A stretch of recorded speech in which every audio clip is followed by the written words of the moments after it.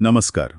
आज आपण बोलणार आहोत अच्युत गोडबोले यांच्या मनात या पुस्तकाबद्दल. हो. हे पुस्तक म्हणजे मानसशास्त्राच्या जगात एक सफरच आहे असं म्हणतात.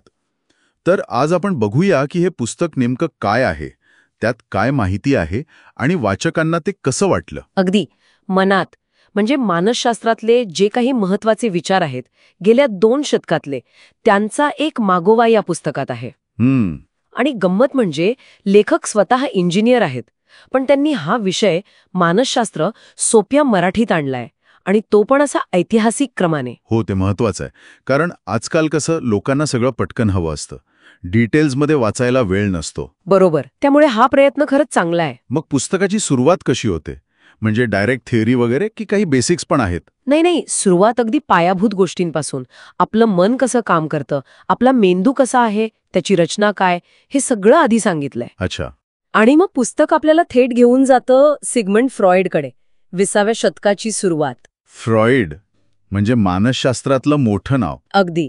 त्याची ती अनकॉन्शियसची कल्पना, म्हणजे आपलं अव्यक्त मन, जे आपल्या नकळत आपल्यावर परिणाम करतं. आणि त्याचं ते पुस्तक दी इंटरप्रिटेशन ऑफ ड्रीम्स, स्वप्नांवरचं, यावर खूप सविस्तर चर्चा आहे पुस्तकात. बरोबर. पण मानसशास्त्र म्हणजे फक्त फ्रॉइड नाही की नाही, त्यानंतर पण खूप काही झाले. हो, नक्कीच. पुस्तक फ्रॉइडवर थांबत नाही. फ्रॉइड नंतर आलेले विचारवंत जसं की कार्ल युंग आहेत. मग वर्तनवाद आला. वर्तनवाद? बिहेवियरिझम. हो, बिहेवियरिझम. त्यांनी म्हटलं की मन वगैरे दिसत नाही, त्यामुळे फक्त जे वर्तन दिसतं ना, त्याचाच अभ्यास करायचा. अरे बापरे, म्हणजे एकदम टोकाची भूमिका. हो. मग आली गेस्टाल्ट सायकॉलॉजी. ते म्हणतात की आपण गोष्टी तुकड्यांमध्ये नाही बघत, तर एक पूर्ण म्हणून बघतो. अनुभव महत्वाचा. अच्छा, म्हणजे the whole is greater than the sum of its parts, असं काहीचं. अगदी. तसंच विकासात्मक मानसशास्त्र आहे, म्हणजे वयानुसार आपल्यात कसे बदल होतात. सामाजिक मानसशास्त्र, आपण समाजात कसे वागतो. आणि मानवतावादी मानसशास्त्र, माणसाची क्षमता, त्याचा विकास, यावर भर देणारं. या सगळ्या शाखांची ओळख करून दिली आहे. म्हणजे बराच मोठा आवाका आहे पुस्तकाचा. यात आपली विचार प्रक्रिया, भावना, बुद्धिमत्ता याबद्दल काय आहे? हो, त्याचीही चर्चा आहे. म्हणजे बोधात्मक मानसशास्त्र, कॉग्निटिव्ह सायकॉलॉजी, आपण विचार कसा करतो, आठवणं, प्रॉब्लेम सॉल्व्हिंग वगैरे. मग भावना आणि प्रेरणा कशा काम करतात, आपल्याला जग कसं दिसतं, म्हणजे परसेप्शन. बुद्धिमत्ता म्हणजे काय, व्यक्तिमत्व कसं बनतं. आणि मानसिक आजार, अबनॉर्मल सायकॉलॉजी. हो, तोही महत्वाचा भाग आहे. म्हणजे मानसिक आजार आणि त्यावरचे उपचार, म्हणजे मानसोपचार, सायकोथेरपी, हे सगळं कव्हर केलं आहे. मानसिक आजारांबद्दल थोडं अजून सांगाल का? कारण हा विषय अनेकांच्या जवळचा असतो. नक्कीच. पुस्तकात ऑटिझम आहे, स्किझोफ्रेनिया आहे, डिप्रेशन, जे आजकाल खूप कॉमन झालंय. हो. फोबिया म्हणजे भीती, ओसीडी म्हणजे तेच विचार किंवा कृती करणं, चिंता, ताणतणाव, या सगळ्या आजारांची ओळख करून दिली आहे. म्हणजे फक्त ओळख की त्या मागचं शास्त्र वगैरे पण? नाही, फक्त ओळख नाही. त्यांचा उगम कसा होतो, त्यावर काय संशोधन झालंय, कोणती औषधं आहेत, कोणत्या थेरपीज आहेत, याचा इतिहास पण सांगितलाय. वा, म्हणजे खूपच डिटेलमध्ये आहे. पण हे सगळं वाचायला कठीण नाही वाटत? भाषा कशी आहे पुस्तकाची? भाषा बऱ्यापैकी सोपी आहे, सरळ आहे, ओघवती आहे, असं वाचकांचं म्हणणं आहे. अच्छा. आणि त्यात किस्से आहेत, मानसशास्त्रज्ञांच्या आयुष्यातले, प्रयोगांची वर्णनं आहेत, उदाहरणं आहेत, त्यामुळे विषय रंजक वाटतो. पण मग गुडरीड्सवर संमिश्र प्रतिक्रिया का आहेत?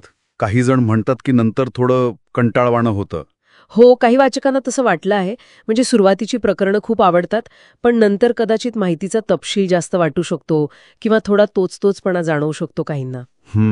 हे होऊ शकतं एवढ्या मोठ्या विषयावर लिहिताना. बरोबर. पण भाषेचं कौतुक बहुतेक जणांनी केलंच आहे. आणि अजून एक मुद्दा, यात फक्त वेस्टर्न थिअरीज आहेत की भारतीय विचार पण आहे? हा, खूप महत्वाचा मुद्दा आहे. आणि हेच या पुस्तकाचं मोठं वैशिष्ट्य आहे म्हणायला हरकत नाही. कसं काय? लेखक फक्त पाश्चात्य मानसशास्त्र सांगून थांबत नाहीत. त्यांनी गीतेमधलं तत्वज्ञान घेतलंय. अच्छा, गीतेमधलं. हो, आणि त्याच्या आधारावर भारतीय दृष्टिकोन मांडायचा प्रयत्न केला आहे. म्हणजे निष्काम कर्म वगैरे संकल्पना आहेत की नाही, हो, त्याचा आजच्या काळात मानसिक आरोग्यासाठी कसा उपयोग होऊ शकतो यावर पण विचार मांडले आहेत. त्यामुळे पुस्तकाला एक वेगळी खोली येते. वा, म्हणजे पाश्चात्य आणि भारतीय विचारांचा संगम. अगदी. आणि त्यासाठी त्यांनी जवळपास 87 संदर्भ ग्रंथ वापरलेत. म्हणजे अभ्यास दांडगा आहे. एकंदरीत मनात हे पुस्तक ज्यांना मराठीतून मानसशास्त्र समजून घ्यायचं आहे त्यांच्यासाठी एक चांगलं विस्तृत पॅकेज आहे म्हणायला हवं. हो, नक्कीच. नव्याने प्रवेश करायचा आहे त्यांच्यासाठी एक उत्तम सुरुवात ठरू शकते. अर्थात काही जणांना नंतर थोडं स्लो वाटू शकतं, पण बेसिक माहिती उत्तम मिळते. बरोबर. आणि तो जो पाश्चात्य आणि भारतीय विचारांचा संगम साधण्याचा प्रयत्न आहे ना, तो विशेष आहे.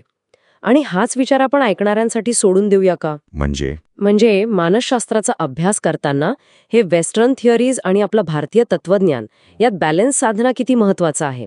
आणि असा बॅलन्स आपल्या मानसिक आरोग्यासाठी जास्त चांगला ठरू शकेल का? काय वाटतं? यावर विचार करायला हरकत नाही. नक्कीच विचार करण्यासारखा मुद्दा आहे.